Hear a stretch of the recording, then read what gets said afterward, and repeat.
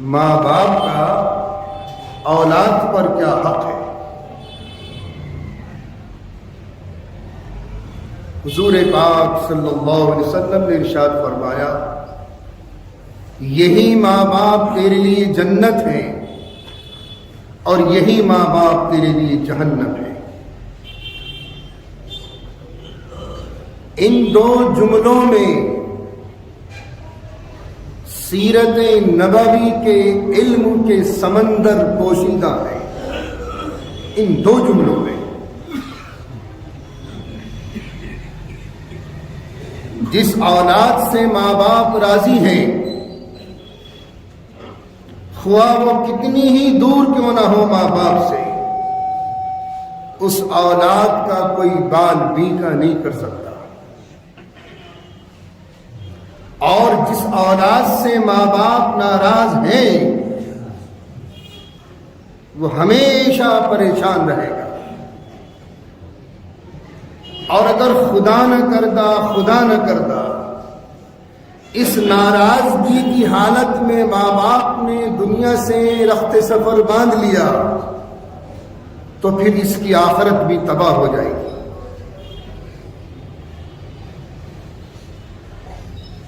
آج کا چونکہ ماڈرن زمانہ ہے،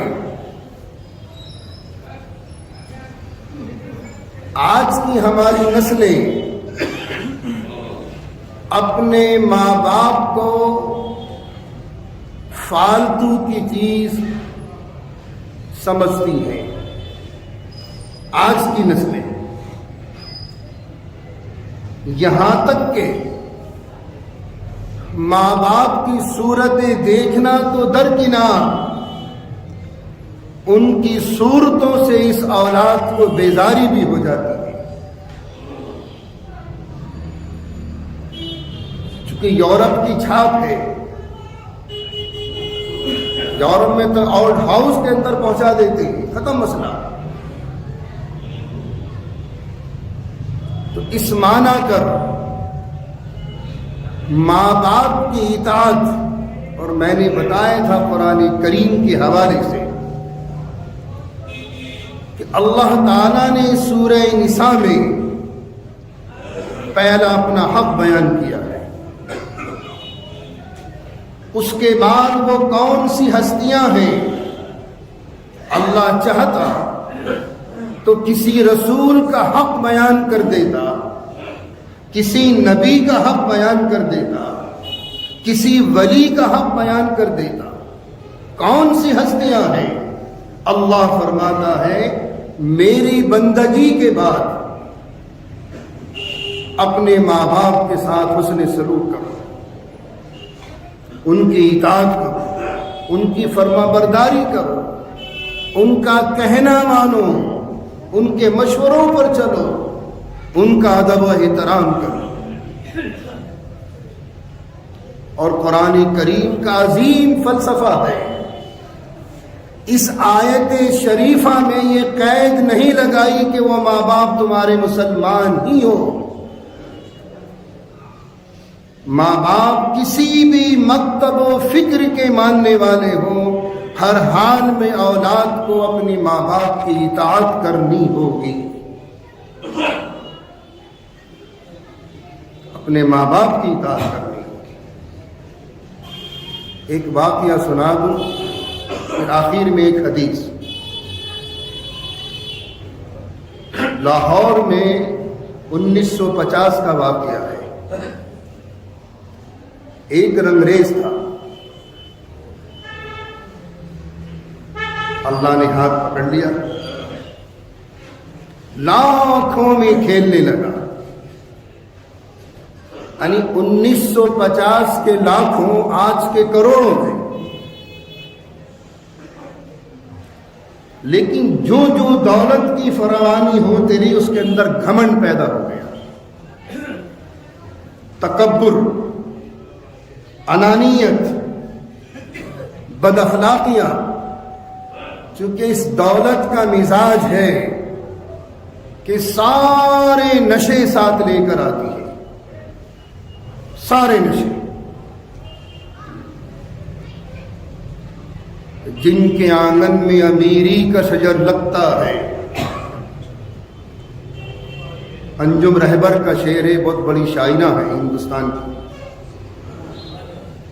جن کے آنگن میں امیری کا شجر لگتا ہے ان کا ہر عیب زمانے کو ہنر لگتا ہے. وہ حرکتیں کوئی غریب کر کے دکھا دے یا مڈل کلاس کا کوئی کر کے دکھا دے، پھر دیکھو اس کی عزت کا کیسا فالودہ بنا دے. امیر کرے گا تو اس کی شان ہے، سارائب کر دے کوئی انگلی اٹھانے والا نہیں، کوئی انگشت نمائی کرنے والا نہیں. لیکن اسلام میں جدت کا تصور ہے. دولت کمانا فی نفس ہی کوئی بری شے نہیں ہے. کماؤ، کروڑوں پتی بنو. میں تو دعا کرتا ہوں کہ ہر مسلمان اربوں پتی ہو جائے، لیکن اپنی اوقات میں رہنا، اپنی اوقات میں رہنا، اپنی اوقات کو نہ بھولنا. حضور پاک علیہ الصلوۃ والتسلیم نے ایک مرتبہ باہر تشریف لائے تو آپ کے شانوں پر 1000 درہم کی شال پڑی ہوئی تھی. 1400 سال پہلے کے 1000 درہم کروڑوں بیٹھیں گے آج. صحابہ کو رشک ہوا، یا رسول اللہ اتنی قیمتی شال کے؟ ہاں. پھر فرمایا اللہ نے مجھے یہ نعمت دی ہے، اس کو استعمال کر کے اس کی نعمت کا شکریہ ادا کر رہا ہوں، اس کا شکر ہے. میرے صحابہ تمہاری قدموں میں دولت کی ریل پیل ہوگی، لیکن سامنے والے کو حقیر مت سمجھنا. میں نے ایک حدیث سنائی تھی پچھلے درسوں میں کہ آقا نے ارشاد فرمایا تھا جب میں بچپن تھا میں یتیم تھا، بڑا ہوا تو غریب تھا، لیکن اللہ رب اور فرمایا کہ یتیموں پر ہمیشہ رحم کرنا، ان کی پرورش کرنا، ان کے مالوں کو ناجائز طریقے سے ہڑپ مت کرنا، اور غریبوں کی عزت کرنا. اس لیے کہ اللہ رب العزت والجلال غریب کو روزانہ 1000 مرتبہ رحمت کی نظر سے دیکھتا ہے. تمہارے پاس 2 پیسے آ گئے، ہواؤں میں اڑنا شروع کر دیا. غریب کے پاس جماعت میں کھڑے ہو کر ملنا بھی تمہیں برداشت نہیں ہے. غریب کا مقام کیا ہے، غریب کی وقت کیا ہے؟ حضور پاک علیہ السلام کے ارشاد مبارک اللہ کی نگاہوں میں.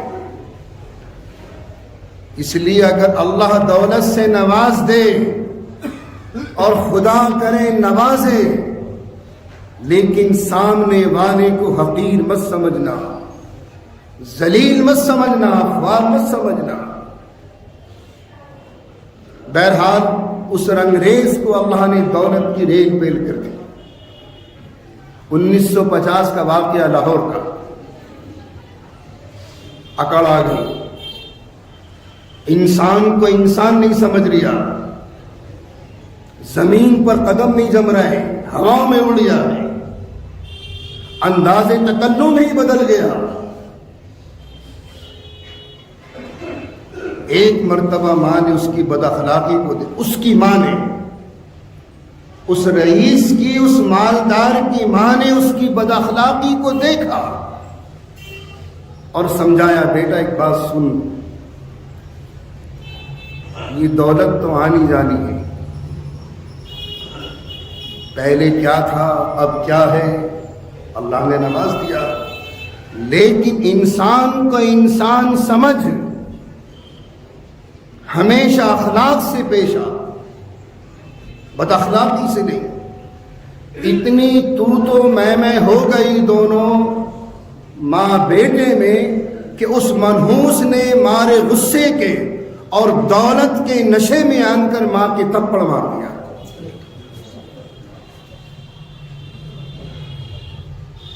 بس یہیں سے الٹی گنتی شروع ہو گئی.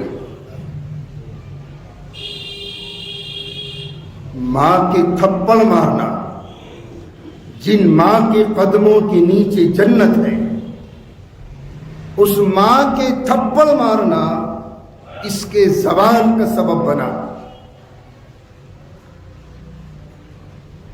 لکھتے ہیں کہ 1 سال میں اس کا دیوالیہ نکل گیا، فٹ پاتھ پر آ گیا، یہاں تک کہ مزاروں کے دروازوں پر بیٹھ کر بھیک مانگنے لگا اور 2 روٹی صبح شام کی وہاں سے کھانے لگا. 1950 کا واقعہ. عزیزان گرامی، اگر اللہ نے کسی نعمت سے نواز دیا ہے، اپنے آپے میں رہو، اس کھال سے باہر مت ہو. وہ دینا بھی جانتا ہے اور وہ چھیننا بھی جانتا ہے. اللہ ہم سب کی حفاظت فرمائے. آخر میں ایک حدیث کا خلاصہ اور کرتا چلوں. حضور پاک صلی اللہ علیہ وسلم کی خدمت میں ایک صحابی آئے اور اپنی ماں کی بد اخلاقی کی شکایت کی. کیا کہا؟ اپنی ماں کی بد اخلاقی کی شکایت کی. آقا نے ارشاد فرمایا، تو نے اپنی ماں کا حق ادا کر دیا؟ اپنی ماں کا تو نے حق ادا کر دیا؟ بڑے جذبات میں، ہاں یا رسول اللہ، میں نے کندھوں پہ بٹھا کر اپنی ماں کو حج کرا دیا. آقا نے ارشاد فرمایا، میاں ابھی تو 1 رتی بھی تو نے اپنی ماں کا حق ادا نہیں کیا، 1 رتی برابر بھی. کیا تو نے پہاڑ اپنے سر پہ اٹھا لیے حج کرا دیا؟